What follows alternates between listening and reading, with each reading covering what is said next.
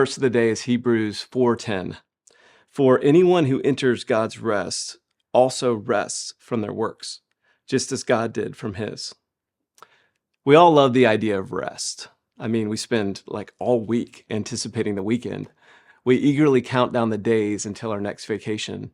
But if you're like me, sometimes you come back from that vacation even more exhausted than when you left. It turns out, as much as we love the idea of rest, we're not actually very good at it. We tend to pack any and all available free time with activity and busyness.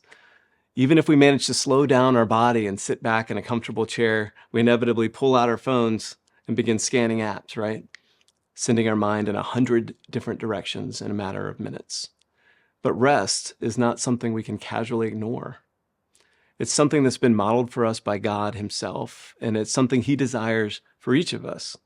In this verse, the author of Hebrews is making the point that God has laid an open invitation on the table.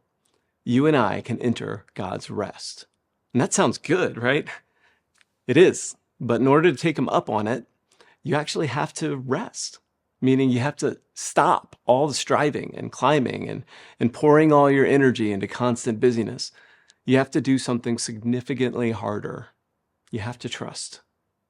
In the verses directly before this one, the author makes it clear that the Israelites who wandered in the wilderness with Moses couldn't enter the rest God invited them into because they did not trust God.